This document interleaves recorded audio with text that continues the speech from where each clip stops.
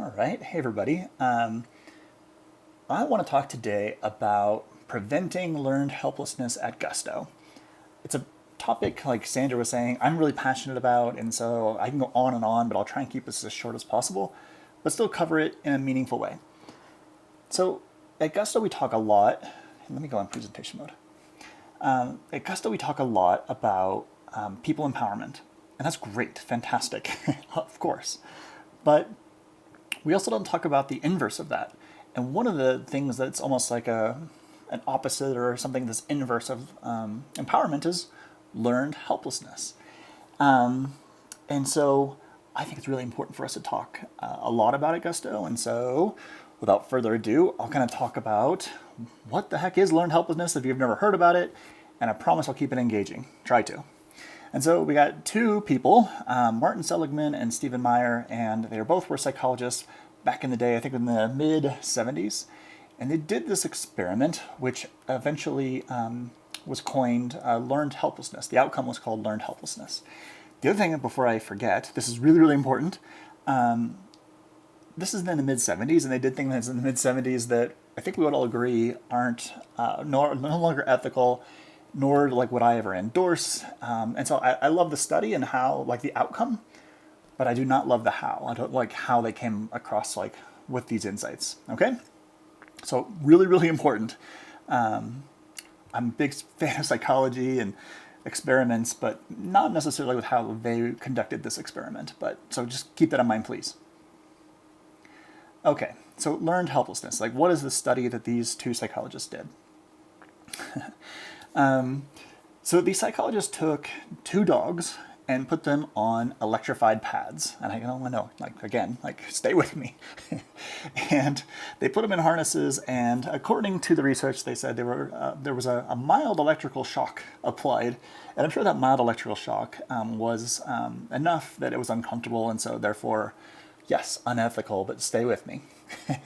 And so one of the interesting things about the study is, yes, it's not interesting that they're shocking dogs, okay? Not interesting. What's interesting is they took these poor dogs and they gave them levers. And there's probably like right in front of them or something, but for graphical purposes, I put it at the top. So this dog has a lever, and you can see it's currently on, and so the dog is getting shocked, and then the dog learns like, hey, this is not very fun, and if I push this lever a certain way, I can turn off this electrical current. And it learns through conditioning.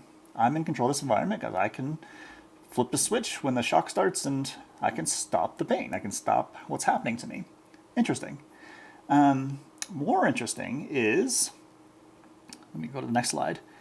This poor dog on the right, his or her switch is always on. So no matter what happens, no matter what they do, this dog, no matter what this dog does at the switch, it can't control the environment, right? And so if I turn it this way, turn it that way, no matter what I do, if I struggle, this dog learns, I am no longer in control of my environment, no matter what I do. If I thrash and like try and get out of this damn thing, and if I put the lever this way or put the lever that way, what the heck do I do? Like, I can't do anything. So I learn helplessness. I give up. Very interesting, okay? More interesting, let's take another scenario with the same set of dogs. I suck at graphics, as you can see, but this is an electrified pad. Again, they were obsessed with electricity, evidently. And so this portion of the pad was electrified, okay? So this was electrified. There's a little barrier here that's maybe like a foot or two high, just kind of separate the two. But certainly it's something a dog could get over. And then this side is non-electrified, okay? Now let's take, again, the dog on the left. And the dog on the left has learned, hey, if I push this lever a certain way, I can stop it. And so this dog has learned it's in control of its environment. And so what happens when we put the dog in a different environment? And so this is like a box, and there's walls, even though I suck at graphics. And so let's see what happens with the dog that learns it's in control of its environment. I'm going to click. You can see my awesome animations. And so this dog has learned like, hey, I got a shock over here. Beep. I'm just going to jump over to the other side. Because again, going back to this lever, I have learned I'm in control of my environment. I am awesome. I can do anything. I will definitely not stay on this side of the pad. Okay, now let's talk about the poor dog on the right. Now the poor dog on the right has learned again, no matter what I do, no matter how much I struggle, no matter what I do with this dang lever, I can't control my environment. And so what happens to that dog when you put it on the mat? This is another amazing animation by Jeremy. This dog has learned it's not in control of its environment, and so when you put it in a different setting and it gets shocked, it just lays down. And so even though it can easily get over this little hurdle right here and get to the other side, it just lays down. It's learned I'm not in control of my environment, even though this is a completely different scenario, a completely different set of circumstances. Interesting, super interesting. And again, I don't condone how these studies are done, but it sure is interesting. And well, let's get away from the dogs. And so let's talk about humans. Let's talk about gusto. And so if you've ever been in a meeting with Ingrid in APD, one of the things that cracks me up about Ingrid that I love is, in the most nice, true way possible, she's not trying to be rude by any stretch. Someone will say something and she'll say, "So what?" And I love that. And so, Jeremy, so what? And so you got these dogs. They've learned, like one has learned not to be helpless and one has learned to be helpless. And both dogs have learned that they may or may not be in control of their environment. So what? How does that apply to gusto? Okay? Well, I think learned helplessness teaches us that people start to tell themselves stories that may or may not be true. And so I think we've all probably heard in our teams or in cross-functional teams, things like, "Hey, I submitted feedback, but I never heard anything back." That team is not concerned about what our customers want. So I'm not going to tell them what's wrong with our product anymore. I give up. Has anyone ever heard that story? And so whether or not it's true or not, have you ever heard that story before? At least I kind of touched on this in her presentation. Sometimes, if there's too much friction, if it's too mundane, if people aren't listening and they're not feeling empowered, they're learning helplessness and they're giving up. And of course, we're people empowerers and we want to stop this. We want to stop the behavior of not feeling, of our team members and all of us not feeling in control of our environment. And then I promise I'll wrap this up. I'm about 68% of the slides, so stay with me. And then I think the other thing we have to talk about is PEs and just gusto in general. Feedback is a gift. We've all heard that, right? We're a feedback-driven culture. I love that. But feedback needs to be unwrapped, or the gift needs to be unwrapped together, like really carefully. And so when you're approaching feedback, and I know all of you, I'm getting to all of you, and I know we're all very careful about our words, and that's fantastic. And so I think we can all think back to a time when we're talking to someone that we work with, and the words that they may have chosen might have hurt us. And I think another thing that I think I've seen in my career is sometimes, with like going back to learned helplessness again here, sometimes with learned helplessness, a lot of that learned helplessness is because of labels that people have put on us, right? And I think we can all think about those things. And we won't go on to like the negative side about the negative labels and what people might have done in the past with giving feedback. And I think everyone's hopefully good intentioned with feedback. But it's really important to choose our words very carefully, because I think we can all think about labels in the past that we've been labeled as people, or as team members, or like whatever you want as like your cohort. And so be really careful. Okay, so like what does Jeremy mean by this? And so I have 2 kids. And the first example is my daughter, Lizzie. And so this is more like a personal example, and then I think I'll go into a professional example. So Lizzie is in 3rd grade right now. My wife is homeschooling her right now because of the whole COVID thing, and we just decided it was best for us to homeschool. So that's aside. And so this is her bulletin board. And I took this picture a couple nights ago. And so, like I mentioned, she's in 3rd grade now. And as you're going to see, she still has, a couple years later, this award that her teacher gave her, Miss Swaim, in 1st grade. And the award that Lizzie was given at the end of the school year was a creativity award. And so her teacher said, Lizzie, you get the creativity award because you're so creative. Okay? Why I think this is important, and I think the teams that we empower, hopefully, I know all of you, and I'm beginning to learn all of you. I respect all of you, and I'm sure your teams also respect you. And why this feedback is really important is, again, this is the positive feedback, the positive label. Her teacher is someone she respected, and it reinforced something that she saw in Lizzie. Is everyone in the world creative? Absolutely. Absolutely. And is Lizzie creative? Absolutely. But what happens is, Lizzie now, when you ask her, Lizzie, are you creative? She'll say, I am absolutely creative, Dad. Back in first grade, Miss Swaim gave me a piece of paper, and I put it on my bulletin board here. I am creative. It's very, very powerful. So when we give awards, when we say things, by empowering people, Miss Swaim, she empowered Lizzie to be creative. She said, Lizzie, you are creative. And I think it's so impactful, the words we use and labels we put on people, the awards we give. It's so empowering to put positive labels on people, and you just got to do it in the right way.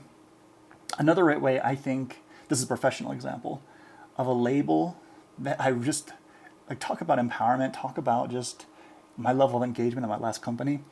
I was cleaning out my desk at Hunter Douglas, my last company, before coming to Gusto. And this was the last thing that I took with me as I was walking out the door. There's like dead plants all around from like March of whatever the year that was. And all the calendars it was eerie, it was like Twilight Zone. And I was there cleaning up my desk. But this is the last thing I took with me because the L&D organization created nameplates with job titles. They thought better to describe someone's real job title.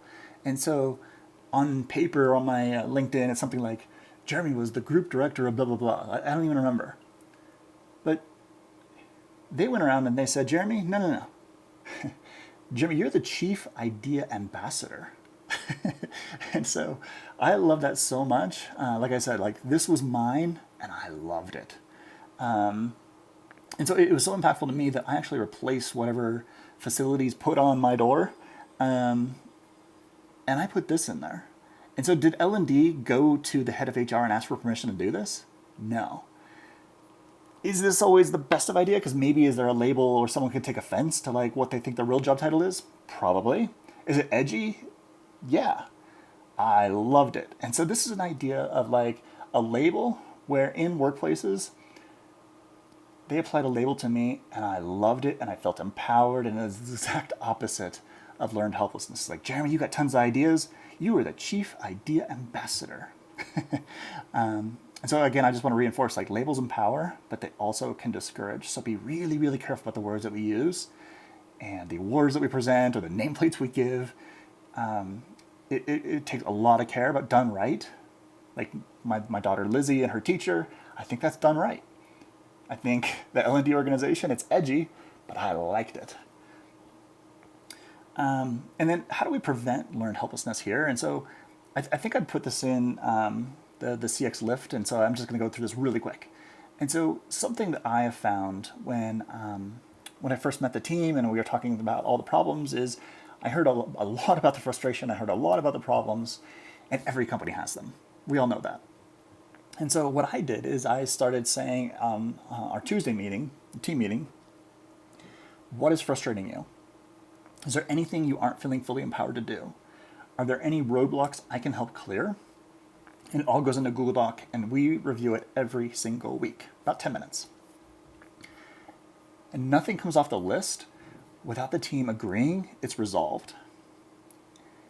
And I think that really helps show care. And the most important thing is the opposite of learned helplessness. I want to understand where you're not feeling empowered, right? And I want to help unblock that. Take the harnesses off of you, going back to the dog example, right? I always hate to compare the experiment with people, but I think you get the point. It's like sometimes they're like mental blocks, they're like mental harnesses that we put on ourselves that may or may not be the case? And if they are the case, I want to know about them. And then let's take them off the list. And so I would also say, and you can ask the team about this, we're now at a point where we're taking off more items than we're adding. And I think that's a great level of measuring empowerment and preventing learned helplessness in our teams. I think just, okay, two more slides, one more after this one. Focus on incremental gains and don't be discouraged by short-term challenges. I talk to the team about this almost every single week. And so, okay, I already mentioned this, but when I first got to Gusto, I saw lots of people that were discouraged, right? There's lots of things that have happened. Like, I've been here for, blah, blah, blah years, and this is what's happened in the past. And when I first heard about this, I would end meetings, or I would say things like, hey, everybody, one day at a time, right? And so you'd hear, like, I hear frustration. It's like, yep, that is legitimate frustration. I totally understand. I sympathize. Hey, everybody, we're going to change this. And it's going to be one day at a time. And after a couple of months of saying that, I realized, hey, this is probably not the best saying, Jeremy. And so Atomic Habits, the book, and I forget the author's name, but you all know the book, I'm sure. He talks about, being 1% better every day. So I no longer say one day at a time. I now say better every day. And I end the meeting every single week with, hey, that was really great. We're going to do this. I'm listening. We're all going to do this together. Better every day. And that's the motto. If you ask anybody in customer education, what's your team motto? They're going to say, and we're going to get t-shirts or swag at some point that says, better every day, right? Do we have a ton of challenges? Is there a lot to be frustrated about? Yes. But look, when we just can be better every day, what we're going to do to change the trajectory of Gusto, right? It's up and to the right. And if we focus on all the things that are going wrong and we're not better every day, we're going to be 1% worse every day. And we're not going to go that direction. We're going to stay in this positive direction. And we're going to focus on the things that we can do incrementally at the start of the day. That at the end of the day say, yes, today I made Gusto better every single day. Okay, and then the most important thing about battling learned helplessness and the things that kind of set into organizations is never let your team lose hope. Like I said, untangle yourself from life's harnesses. And so yes, does Gusto have opportunities? Yes. But just like Lisa and I have talked about Ted Lasso, never, never, never have them stop hoping and believing. Journey sang about it, don't stop believing. You're not going to get the Jeremy rendition of it. And so just make sure that you tell the teams never lose hope, and it's going to be better every single day. So you can tell this is a really passionate topic of mine, and so I don't know how long I rambled on that, but for anyone that made it to the end, I really appreciate you taking the time to learn about my view of learned helplessness and how to prevent it at Gusto. Thanks.